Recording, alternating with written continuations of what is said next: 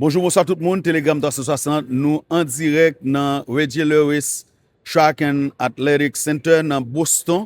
Nous dans zone qui est le Roxbury. C'est une facilité, une installation qui fait partie de Roxbury Community College. Jodi c'est ça relé Citizenship Day. C'est jour de citoyenneté dans Boston côté mairie Boston li accompagné organisation qui est le Project Citizenship.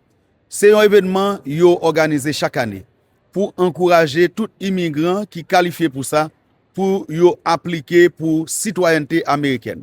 Ici là, on peut gagner de monde qui a travaillé, moun sa yo c'est volontaire. Project Citizenship c'est employé mairie Boston qui yo même mette service yo pour accompagner tout le monde qui vient là pour venir appliquer. Donc son processus qui commençait depuis l'enregistrement et dans accueil pour enregistrer moun yo et accompagner yo jusqu'à ce que yo rive passer différentes étapes qui pral mener application pour citoyenneté américaine. The mission of Project Citizenship is to help as many people as possible naturalize and become U.S. citizens. In the United States and in Massachusetts in particular, only 10% of the people who are eligible for citizenship typically go through the process because it can be so confusing, it can be complicated, it's time consuming. If you have to pay for a private attorney, it can be very expensive. And there's also a lot of misinformation out there. So our services are entirely free of charge, and our goal is to help especially people who otherwise might not be able to go through this process, become U.S. citizens and gain all of the rights and protections that come with that. How long is it taking for someone to become a U.S. citizen in normal context? What is typically the case is that from the time that we submit someone's application to when they become a citizen can take 10 months or longer. At one point, it was down to more like 6 months, but the current administration is frankly slowing down the application process and reducing the number of oath ceremonies that they're holding. In April of last year, when the new administration, was just getting started, USCIS approved over 88,000 applications nationwide. In January of this year, it was down to 33,000.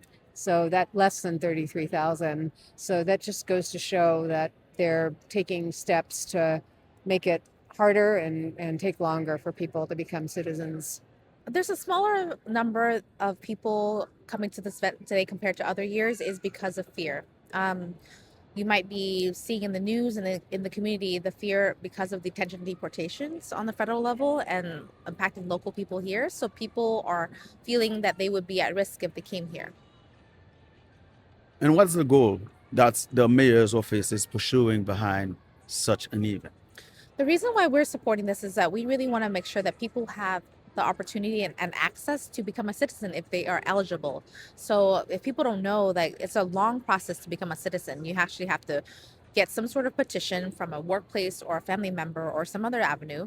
Then you become a green card holder and you have to stay a green card holder for a couple of years. Then you're eligible to apply to become a citizen.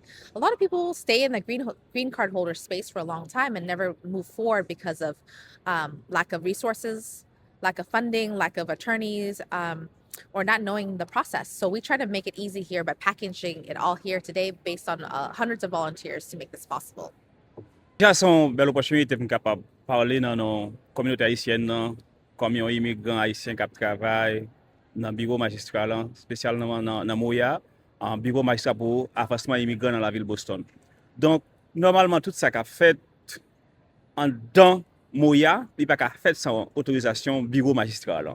Donc déjà, c'est Moya, c'est partie intégrante office magistral. Donc c'est un annexe de bureau magistral qui a exécuté toute activité qu'il y a avec question immigrants dans Boston. Donc déjà, c'est implication en Moya avec bureau magistral. Donc c'est autorisation bureau magistral qui est capable de permettre Moya faire une activité ça en Citizenship Day for immigrants dans la ville de Boston. Donc c'est une grande opportunité que tout immigrant gagne pour être capable de venir appliquer pour capable de gagner citizen yo. Donc, ce n'est pas facile.